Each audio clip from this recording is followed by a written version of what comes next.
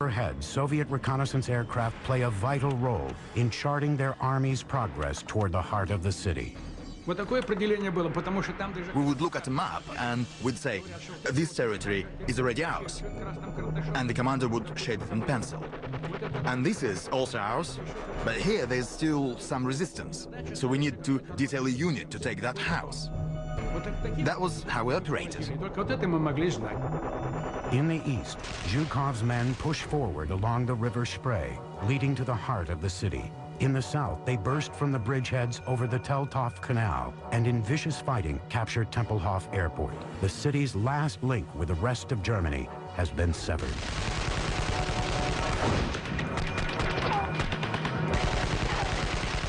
The German defenders break up into small groups as they are driven back to the central defense zone.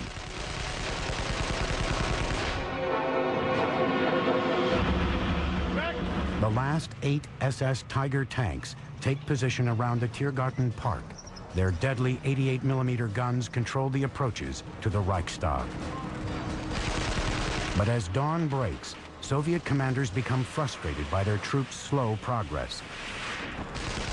When tanks try to penetrate the maze of rubble-filled streets, they are easy prey for the fanatical tank-hunting teams of SS and Hitler Youth. There were young boys, old people, all of them armed with Panzerfausts. Panzerfausts were incredibly dangerous for tanks. You could stand behind the corner and fire it, and that was the end of the tank. It would just burst into flames. The penetrating power was incredible. The Panzerfaust just sliced through everything. And it was relatively accurate and so simple that anyone could use it. It was guaranteed to punch through iron and steel and explode inside. In command of the force pushing north toward the Reichstag is General Vasily Chuikov, defender of Stalingrad. He now orders his troops to adopt the street-fighting tactics developed in that terrible battle.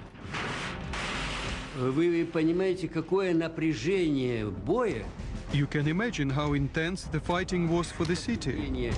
We could only advance through the streets, and everywhere there were side streets, alleyways and subways. There was no unified front. Each objective had to be attacked separately. This is where the experience of the Stalingrad assault units was so useful.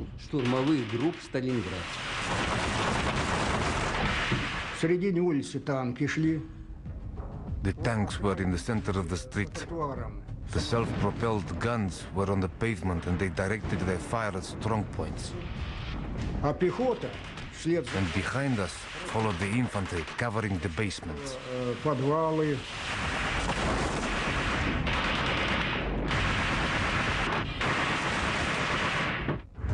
But looming ahead of the advancing Soviet forces are colossal structures they cannot overcome. In the west, north, and east of the city are 3 impregnable anti-aircraft towers. Built to take on Allied bomber attacks, they decimate the advancing Soviet tanks. They were steel reinforced concrete towers 6 stories high with heavy anti-aircraft guns on the roof. Our 203mm howitzers fired at them, but their shells made no impression. They were really powerful fortresses. We could fire as much as we wanted, but it was like shooting pellets at an elephant. With no way of destroying the flak towers, Soviet troops have to bypass them and endure their fire. As the Soviet advance continues, German civilians take refuge in the cellars. But following on behind the well-disciplined front line, Soviet troops are men who care nothing for the rules of war. We received telephone calls from the nurses in another hospital who were in tears as they described how they had been raped by Russian soldiers. And naturally, we were terrified that the same thing would happen to us. By 5 p.m., two forces are closing in on the center of Berlin, the last defense area known as the Citadel. In the south, General Chuikov's troops reach the Landwehr Canal, only 2 miles from the Reichschancellery and Hitler's bunker. From the north, the 3rd Shock Army heads for the bridges over the River Spree and lead to the Reichstag. The defenders of Berlin have now been driven back into an area just 2 miles wide and 7 miles long. But in this last bastion are some of the city's most fanatical defenders. Tough veteran SS men are joined by teenage boys of the Hitler Youth. I believed that using all our strength, we could still achieve something against the Russians. All my motivation, resistance, and courage would have been taken away if I hadn't believed that we could still defeat them.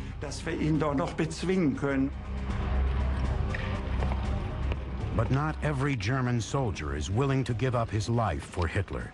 SS execution squads roam the streets in search of deserters. When the SS began hanging deserters, the Germans themselves started to see the SS as the enemy. We saw a lot of ordinary German soldiers and officers who had been executed by the SS hanging from the lampposts.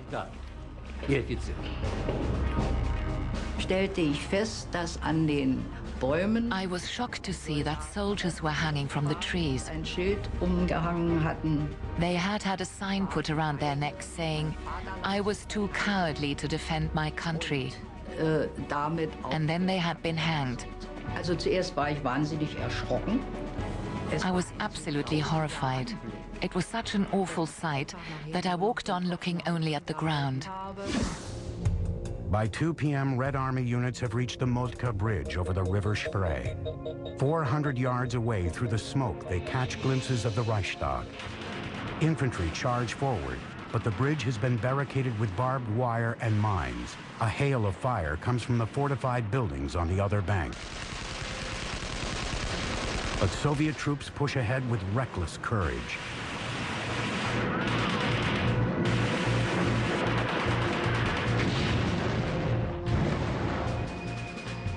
While his troops are fighting and dying in the ruins above him, Adolf Hitler goes through the motions of appointing a successor and dictating his will. And in a bizarre ceremony, finally marries his mistress, Eva Braun. The Third Reich is in its final hours. In the bomb-shattered buildings at the heart of Berlin, both sides now prepare for the last act of the Second World War in Europe.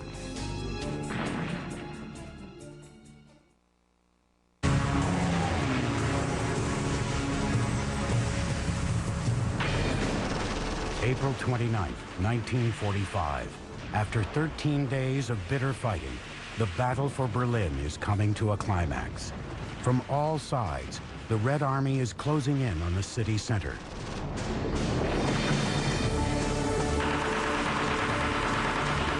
The Third Reich, which once spanned more than 300,000 square miles,